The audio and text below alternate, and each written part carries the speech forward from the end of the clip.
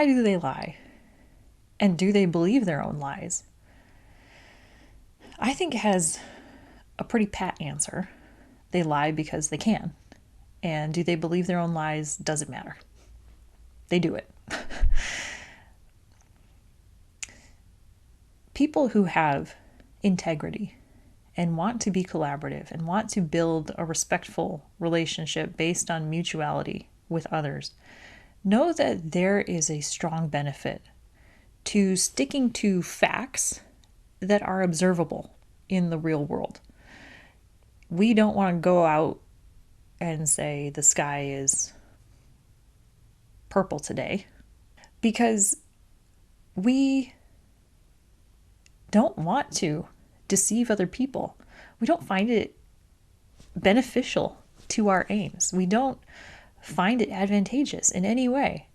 It's not that we lack the capacity to do that. Like, certainly anyone could walk in from a bright sunny day and say, oh, it is pouring rain outside today.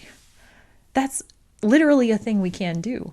And we choose to not because we think, how does that benefit me? Like, I don't want people to think of me that way, that they can't share a sense of reality with me, that I'll just say whatever I feel like. I don't want that. When somebody lacks all those positive aims, when they don't have a particularly strong desire to build mutual respect with other people or collaborate or be genuine, it becomes just a free-for-all in terms of what facts are now accessible to them to share.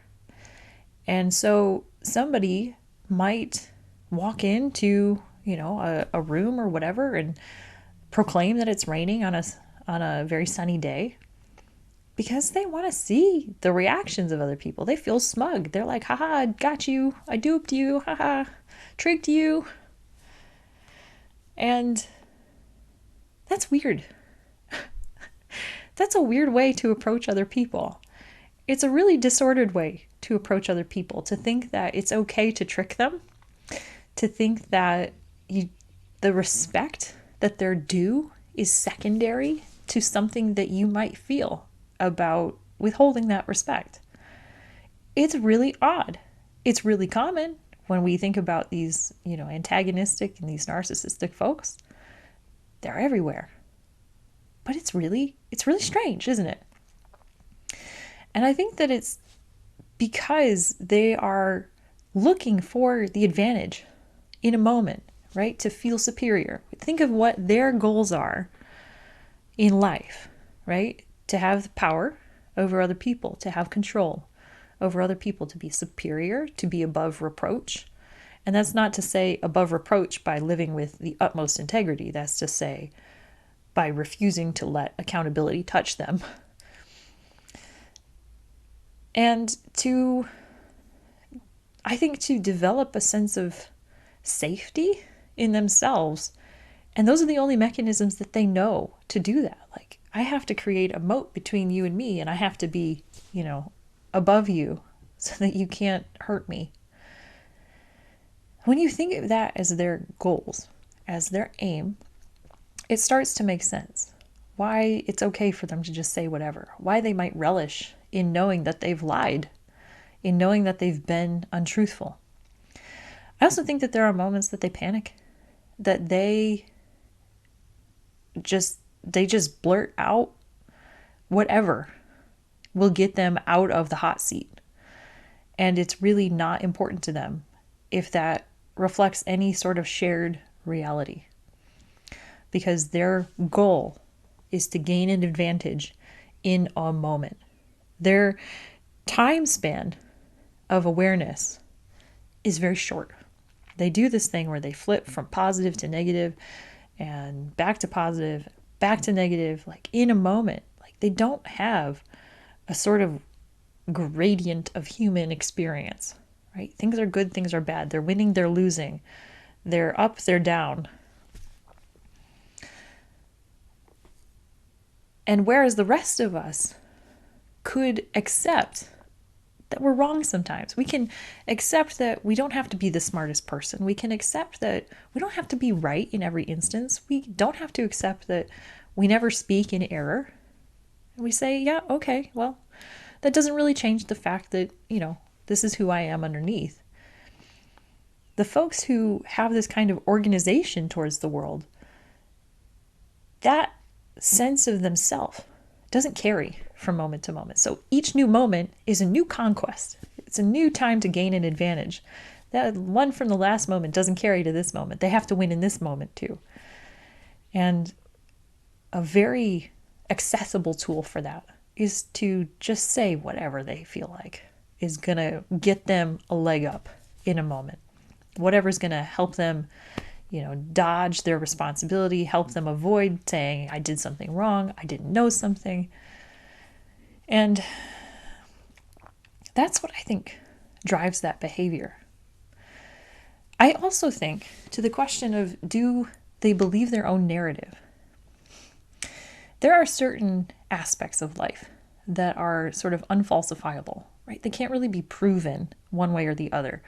So a good example of this is what somebody intended, right? It might be apparent from the outside that somebody had a bad intent when they acted. They had, some intent towards some uncollaborative or controlling or whatever outcome. It might be obvious, but you can't actually know that. You can't actually get into the skull of that person and say, aha, I found the intent, and so now I know. And I think that these narcissistic folks rely on that an awful lot. They rely on that. They fall back on that idea. You don't know with absolute certainty what I meant. And until we know what we're dealing with, it's easy to get caught in that whirlpool of yeah, I don't know. Instead of just saying, the action is what matters. I don't care what your intent was. And I think that from my own experience and from what I've learned of the world, I think that this is something that kind of people with more of a covert sort of narcissistic, I don't know, maybe I don't want to get into all those terms because I'm not really qualified to talk about them, but I think parents can do this a lot. I think people who prefer to do that more subtle kind of manipulation tend to do this a lot. You don't know what I meant. You can't prove it. And so that's just like a free-for-all, whatever they want to say, because you can never prove it one way or the other. They're totally absolved of everything. I also think that it's irrelevant to them what the truth is in that case. I don't think that they can admit to themselves, let alone to any of us, what they intend, what they mean. So in that sense, I think that they do believe it, or maybe not believe it, but they don't really ever think about it again. It's just, they say it and they're like, haha, I win. And that's it. And the reality that they believe is that they won. Not whether or not what they said to win was true, but just that they won. And that's all that they care about. In these other instances where they have this kind of charade, this charade, facade, maybe I'm mixing up words. They have this kind of front that they put up. I'm a nice person, I'm a good person. Do they believe that? That kind of double life that we often see, whether it's to hide some bad activity or it's to put on a good front. Do they believe that? I think that they do. I think that they do, because they want to believe that they're, and this is just me kind of generalizing, so maybe it's not correct of every single person, but I believe that the tendency they have is to see themselves as victims, and they're really good people underneath, and they only do that bad stuff because of what the world has driven them to do, what their family has driven them to do, what their boss has driven them to do, whatever. And so when they have this false front that they show the world outside of the walls of their own home, or whatever that relationship is where they really just let it all out. I think that they do believe that that's really them. Because to see yourself as a victim from just the existence of other people, you have to believe that you are the shining example. You have to believe that you are beyond reproach. And it's the existence, it's the wants, it's the accountability that other people try to put on you, that's just what's so bad. You don't need that because you are so good. And I think that they do. I have yet to meet somebody who has that sort of habit of presenting an alternate self in very specific settings, that it seems like there's, cracks in the surface of that. I don't know. It's just things that we pick up on, right? Like maybe differently for somebody in your life. What I do think that they are aware of that they can't admit to themselves, though, is that it's hollow. That maybe it's a very thick shell of a persona, but underneath it is not that. And I think that they push that speaking words. I think they push that realization away for as long as they possibly can. Because that's scary to them, that they're not that person. Because that means that all the choices they've made, trying to defend that person, or because they're really good inside, that makes all those other choices where they were mean and cruel and lied, that makes them something that they might see as shameful. And there's one thing that these folks, I have no qualm saying this, there's one thing that these folks cannot handle, is their shame. So anything that they can do to avoid their shame, they're going to believe it to the greatest extent that their psyche allows.